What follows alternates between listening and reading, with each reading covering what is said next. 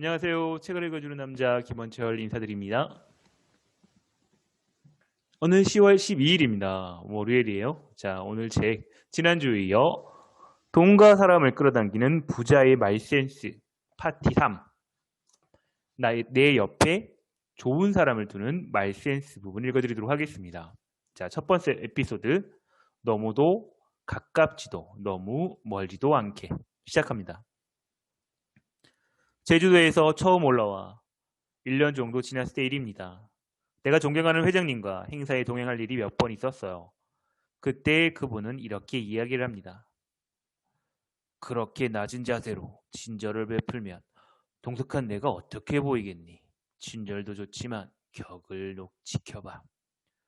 또 한 번은 친해진 한 원장이 말하기를 처음에 나한테 뭐 바라는 게 있나? 하고 생각을 했어요. 알고 보니 친절이 워낙 몸에 배어 있었던 거네요. 충격이었습니다. 대체 왜 그런 말씀을 하시는 걸까? 고향에서는 나름 싹싹하다는 말을 듣고 살았는데 서울이라 안 먹히는 걸까요? 머릿속이 복잡하던 그때 막내 외삼촌과 통화를 하다가 그 단서를 찾게 됩니다. 삼촌은 대낮에 지하에 있다가 갑자기 태양을 보면 눈이 부시지 않겠느냐라고 물었습니다. 사람마다 받아들이는 빛의 온도가 다르니 내가 맞춰주라고 합니다. 어두운 사람이 밝아지는 건 쉽지 않으나 밝은 사람이 살짝 빛을 조정하는 건 가능하니 상대방이 덜 눈부실 정도의 친절로만 다가가라고 말입니다. 그리고 상대가 내 빛에 적응하면 그때 나의 온 빛을 그대로 전해주라는 말을 덧붙였죠. 그 후 나를 돌아보면서 그 이유를 알게 되었습니다. 막 상경했을 때만 해도 이른바 횟집용 친절이 몸에 배어 있었던 것이에요. 손님을 맞을 때처럼 과하게 웃고 과하게 친절을 베풀었던 것입니다. 게다가 늘 손님의 몸짓을 눈여겨보던 버릇이 튀어나와 먼저 반응을 했을 것이에요. 왜냐하면 내 눈에는 상대방의 필요가 너무나 잘 읽혔기 때문입니다. 예를 들어 옷을 벗다가 주변을 두리번거리면 옷걸이를 찾고 있다는 신호일 확률이 되게 높고요. 물잔을 들었다가 바로 내려놓으면 그쵸? 물이 떨어졌다는 신호일지도 모릅니다. 나는 그런 신호를 재빠르게 파악하는 습관이 몸에 배어 있었던 거죠. 어찌 보면 살아남기 위해 발달한 나의 생존형, 감각이었습니다. 집안 사정상 사춘기 학생이 생활 정선에 뛰어들어 살아남으려면 분명 남들보다는 뛰어나야만 했을 테니까요. 그러다 보니 나는 사람들의 작은 몸짓 하나에도 민첩하게 반응하는 법을 익혔습니다. 그때 키워진 관찰력과 손님 응대 방법, 능청과 협상법 등이 매출을 올리는 데 좋은 씨앗이 되었어요. 하지만 사회생활을 할 때는 다듬어질 필요가 있다는 것을 알았습니다. 과도한 배려와 친절은 상대방에게 대래 불편함을 느끼게 할 수 있어서 그것이 또 다른 의미에서 배려입니다. 어떻게 해야 내 옆에 좋은 사람을 둘 수 있을까? 하나씩 그 방법을 알아보겠지만 한 가지 포인트는 바로 자신의 말과 행동에 남다른 한 끗을 입혀야 한다는 점입니다. 또 한 가지를 덧붙이자면 서로 존중하는 관계가 되어야 한다는 것.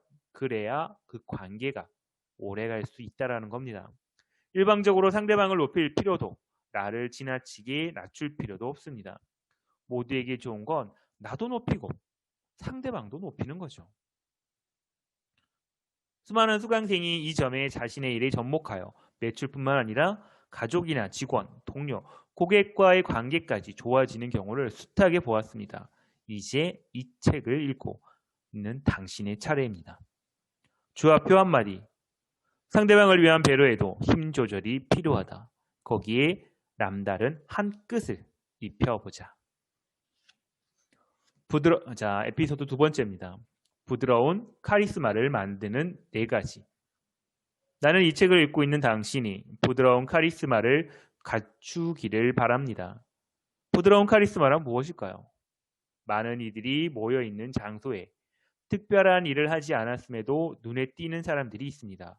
혹은 분위기를 띄우려고 애쓰는데 오히려 만만한 사람이 되어버리는 경우도 있어요. 누구나 사람들에겐 더욱 매력이 있고 아우라가 있는 사람이 사람으로 보이고 싶어 합니다. 이는 꼭 티내어야만, 타고나야만 하는 걸까요? 같은 행동, 같은 말을 해도 좋은 인상을 주려면 일단 좋은 분위기를 풍겨야 합니다. 이것이 수많은 기업가와 CEO들을 만나며 느낀 점입니다. 웃고 있는데 함부로 대할 수 없는 아우라가 있습니다. 무게감은 이때 인간적인 매력과 겸손함을 갖춘다면 상대는 이를 알아봅니다. 따라서 당신의 선한 마음과 유쾌한 성격이 제대로 빛을 발휘하려면 부드러운 카리스마가 필요합니다.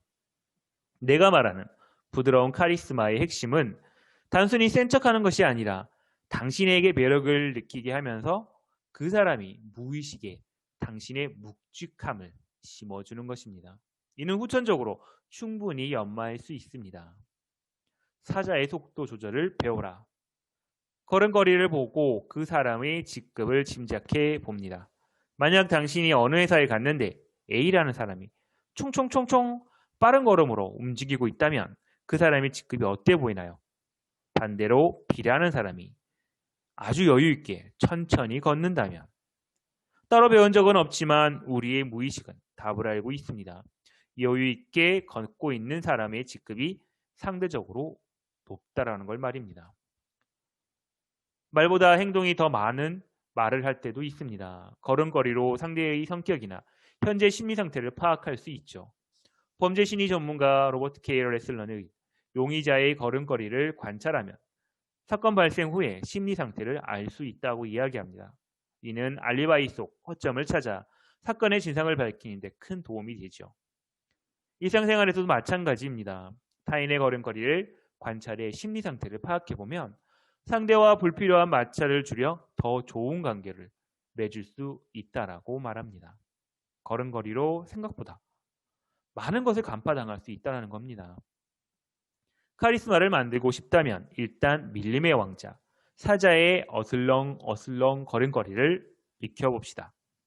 사자는 사냥할 때 외에는 좀처럼 급한 법이 없어요. 느긋하게 여유 있게 어슬렁거립니다. 만약 당신이 영업을 한다면 좀 더 전문가로 보이고 싶다면 그리고 어딘가에 무시당하고 싶지 않다면 지금 당장 사자의 어슬렁을 따라해 봅시다. 의사를 대상으로 의료기기를 납품하는 분이 있었습니다. 의사를 상대하는 것도 물건을 파는 것도 쉽지 않아 힘들어하던 그에게 나는 이런 말을 들려줬어요. 내가 누군지 태도에서 짐작하지 못하게 하세요.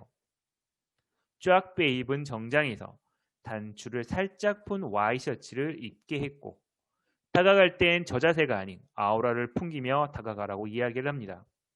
좋은 의료기기임을 확신한다면 도움이 되는 물건을 들고 가면서 왜 저 자세로 가느냐 말이죠.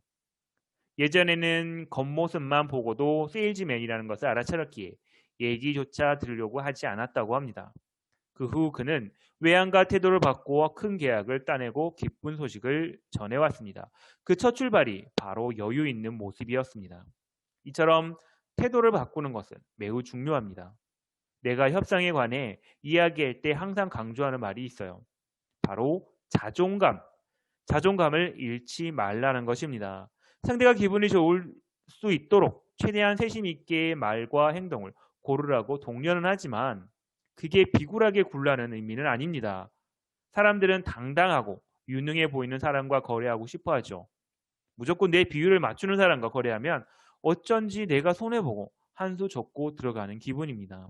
그래서 어떤 사람들은 가뜩이나 고개를 조아리는 사람들에게 자꾸 뭔가를 요구하며 갑질을 하기도 합니다. 영어뿐만 아니라 원하는 것을 얻는 삶을 살려면 그 무엇보다 나의 자존감부터 챙겨야 합니다. 나라 일을 두고 협상하는 대통령의 모습에서 사자의 모습으로 살아가세요. 평상시 내가 나를 귀하게 여길수록 다른 사람도 나를 함부로 대하지 않습니다. 그리고 그것이 모든 비즈니스의 시작입니다. 미소를 머금은 중저음 목소리. 목소리가 중저음일수록 연봉이 더 높다는 연구 결과가 있습니다. 2013년 듀크 대학교 메이유 교수팀이 발표한 이 연구는 미국의 792개의 기업 CEO들이 연설 테이프를 구한 뒤 목소리와 각종 경영 지표의 관계를 분석하였습니다. 연구진은 목소리 톤이 낮은 CEO일수록 상대적으로 규모가 큰 기업을 경영하고 그에 따라 높은 연봉을 받고 있다고 밝혔습니다. 이 밖에 중저음 목소리는 능력, 설득력, 자신감, 신뢰도, 리더십에 대한 기대 등을 높인다는 연구 결과도 있습니다. 그렇기에 비즈니스를 하거나 자기의 의견을 관철해야 하는 상황이라면 목소리 톤을 낮출수록 성공 확률이 높다라는 거죠. 상대방이 목소리에서 위험을 느끼기 때문입니다. 심지어 중저음 여성의 목소리를 남성들이 섹시하다고 느낀다고 하니 매력을 위해서도 목소리를 낮추는 연습을 해보세요. 단 여기서 지켜야 할 한 가지가 있습니다. 중저음 목소리가 주는 위험이나 권위를 누그러뜨리는 친근함을 같이 줘야 한다는 것. 그러려면 미소를 머금은 중저음 목소리를 내야 한다는 겁니다. 미소를 머금은 중저음 목소리가 어떤 것인지 설명을 돕기 위해 동영상을 찍었어요. 궁금하다면 QR코드를 찍어 보세요. 바로 느낌이 올 겁니다. 초반에는 말을 많이 하지 마라. 낯선 상대를 만났을 때 어색하고 서먹한 자리가 부담스러워 오히려 말을 많이 하기 일쑤입니다. 그러다 보면 왜 그런 말을 했지 후회하기도 합니다. 아직 서로를 잘 모르는 상태라면 나보다는 상대방의 말에 귀를 기울여야죠. 쉽게 말해 상대방을 주인공으로 만들어주고 나는 잠시 뒤로 빠지라는 말입니다. 예전에 마치 입에 모터가 달린 듯 쉬지 않고 말하는 분을 본 적이 있어요. 흥미로웠던 건 그분이 내게 살짝 들려준 이야기였습니다. 그분은 회사에서 알려주기를 대화할 때 상대방을 지치게 하여 예스라고 말하게 만들라고 했다는 것입니다. 둘이서 얼마나 웃었는지 몰라요. 우리는 모두 알아요. 사람들은 누구나 자신에게 관심을 보이는 사람을 좋아합니다. 진심으로 다른 사람을 좋아하면 상대방 역시 자신을 좋아하게 마련이에요. 좋아하는 감정은 다양한 방식으로 표현되고 전달되기 때문입니다. 낯선 상대를 만나 어색할 때 무턱대고 말을 많이 하기보다 그 사람에게 관심과 존중하는 마음부터 갖도록 합시다. 그러한 마음은 전달되고 상대방이 존중받는다는 느낌을 받으면 이후 서먹했던 분위기가 부드러워지고 대화도 술술 풀립니다. 그때 당신이 어떤 말을 꺼내면 상대방은 더욱 집중할 것이에요. 부산한 제스처는 제거해라. 사람들을 관찰하다 보면 공통점이 하나 있습니다. 사람들은 대부분 불안하거나 초조할 때 특히 더 몸짓이 부산해집니다. 중요한 건 부산스러운 행동이 자신도 모르게 무의식적으로 일어난다는 점이에요. 20년 가까이 보험 영업을 하신 분이 있어요. 베테랑이었던 그녀에게 습관이 하나 있는데 정작 본인도 알지 못했습니다. 바로 상담하는 동안 자신의 허벅지를 문지르는 것이에요. 나는 그녀에게 고객을 만나면 당분간 의자에 손을 묶어 버리라고 말했습니다. 놀라운 건 비단 그녀뿐만 아니라 저마다 이런 행동을 한 가지쯤은 가지고 있다는 점이에요. 말할 때 혹시 자신의 손을 의식해 본 적이 있습니까? 혹시 쉬지 않고 제스처를 하고 있지 않은가? 이젠 잠시 그런 행동을 멈추고 느릿하게 움직여 보세요. 조급하고 초조해 보인다는 것은 그만큼 상대에게 신뢰감을 떨어뜨리기 때문입니다. 궁금해할까봐 이야기하자면 베테랑이었던 그분은 이후 20년 경력에 전문가다운 제스처와 말센스, 컨셉까지 보태지자 놀라운 소식을 알려곤 했어요. 월 보험료 200에서 700만 원까지 받아왔으니 당시 같은 기수의 동료들도 놀라움을 감추지 못했다고 합니다. 말센스를 익힐 때 한번 자신이 말하는 모습을 영상으로 찍어 보면서 되돌아보시면 효과적입니다. 쑥스러울 수 있겠지만 현재의 나의 모습, 나의 습관을 정확하게 파악하는 방법입니다.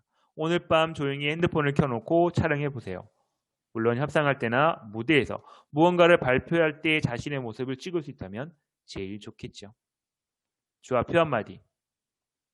여유 있는 속도, 미소를 머금은 중저음, 친절한 무게감, 적절한 제스처로 전문가다운 모습을 갖춰보자. 네. 오늘 책 읽어주는 남자는 여기까지 읽어드리도록 하겠습니다. 내일 이어서 같은 단락 읽어드리도록 하겠습니다. 네, 그럼 다음에 또 인사드리도록 하겠습니다. 그럼 안녕.